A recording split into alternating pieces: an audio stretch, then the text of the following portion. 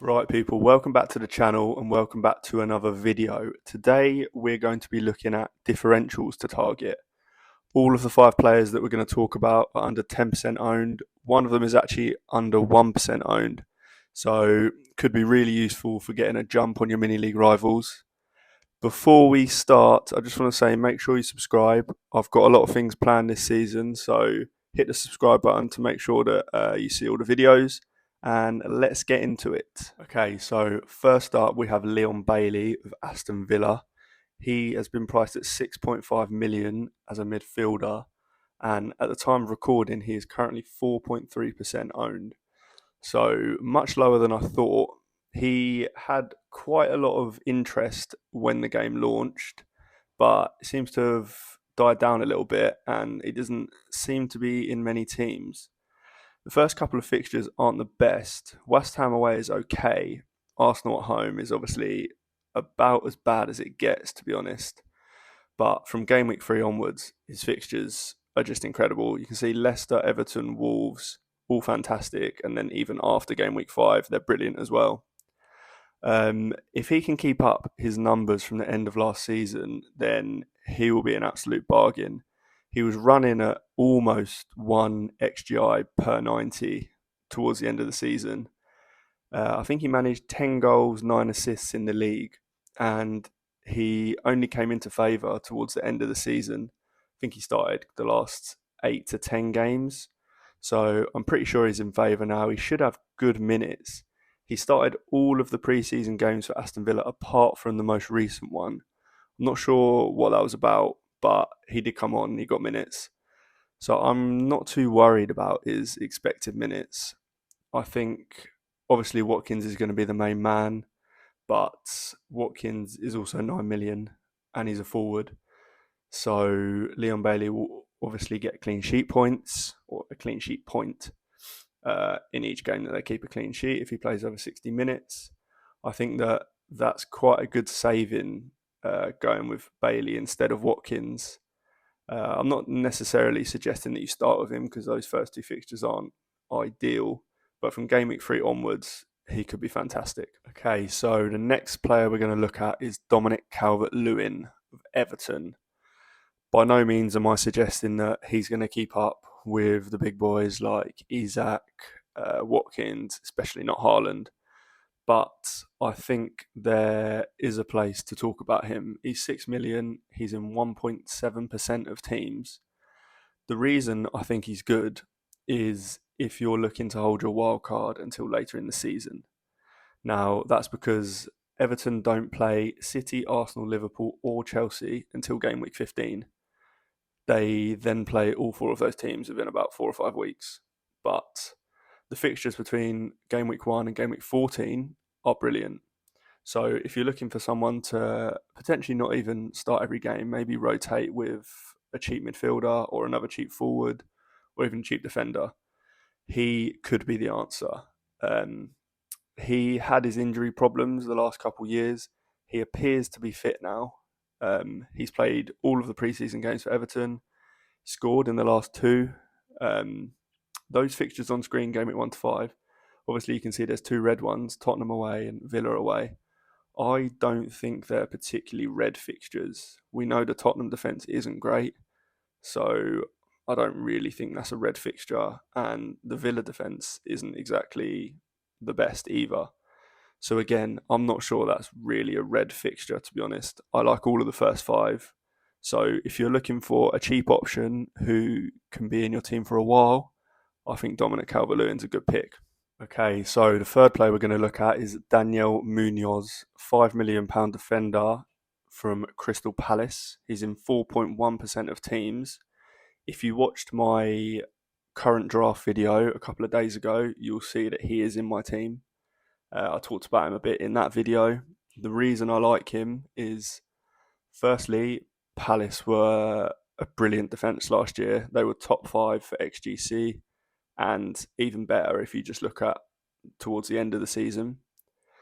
Towards the end of the season as well, they were playing 5 at the back with Munoz as a wing back and Mitchell the other side as a wing back.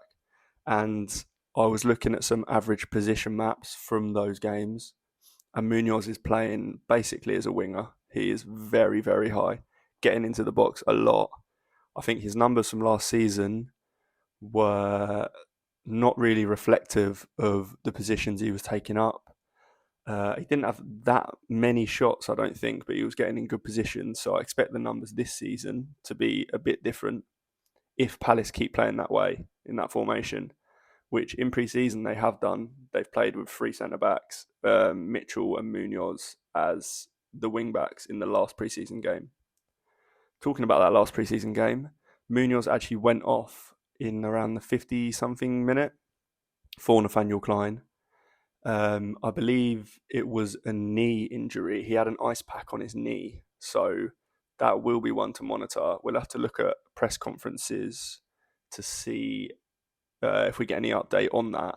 Because if he's a risk, Klein is there and he has actually performed quite well when he's come in. So that's the last thing we need.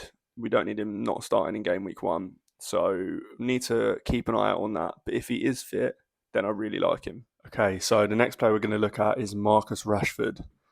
Potentially a bit of a controversial one. Last season he was pretty terrible numbers-wise, goals and assists-wise anyway. He is a £7 million midfielder and he's in 5.9% of teams. Now, I think that Man United's fixtures at the start of the season are brilliant. Fulham at home, great fixture. Brighton away, great fixture. Obviously, Liverpool at home, not so much. And then Southampton away, fantastic fixture. Another thing to mention about Marcus Rashford is that Højlund is injured. Not sure he's out for that long, but he is injured. Xerxes, their new signing, hasn't actually played any minutes in pre-season. He came with a slight injury, I believe. So, yeah, he's not got any minutes. Meaning that I'm pretty sure we'll see Rashford start number 9 through the middle in at least the first couple of games, those good ones against Fulham at home and Brighton away. Obviously, he'll then move to the wing. I don't think that makes it much worse, but I think at 7 million, he's just great value, especially if we see the Marcus Rashford and the Man United that we saw the season before last, where he had 17 goals, 5 assists, I believe. Fantastic numbers. So hopefully we see that again. And if we do, I think at 7 million, he is great value. Okay, so the last player we're going to look at in this video is Ben Brereton Diaz. He is classed as a midfielder. He is 5.5 million and he is under 1% owned. He's 0.7% owned. The reason for that partly might be because he was added to the game late. He transferred to Southampton relatively recently, so hasn't been in the game that long. But I don't imagine his ownership will go up that much by the deadline.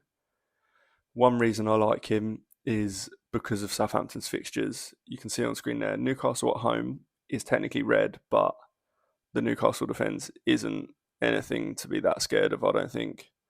Forest at home, Brentford away, obviously great fixtures.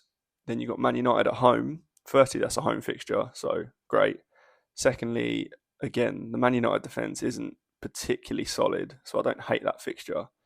Then you've got Ipswich at home, which is about as good as it gets. So especially if you're on a early wildcard, maybe a wildcard 6 strategy, I think that Diaz is a great player to have. Maybe not to play every single game, but you could rotate him with another 5.5 million midfielder or a 5.5 million forward, something like that. We saw him last season, or the back end of last season anyway, play for Sheffield United.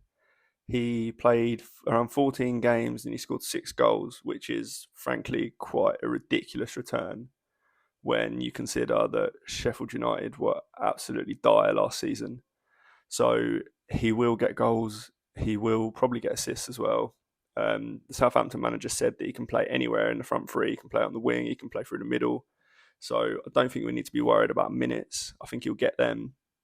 Since he's come to Southampton, he's played in 2 games. He got 45 minutes against Lazio in pre-season, which he scored in. He then got 60 or 70 minutes in their most recent game as well. So minutes-wise, I think he's fine. If you can rotate him with another attacker, like I say, I think that he could be great. You just need to try and pick the fixtures well where he gets his returns. Okay, that brings us to the end of our differentials. Thank you very much for watching. Make sure you like and definitely subscribe. Subscribing helps a lot, so make sure you do that. Thank you very much for watching, and I will see you in the next one.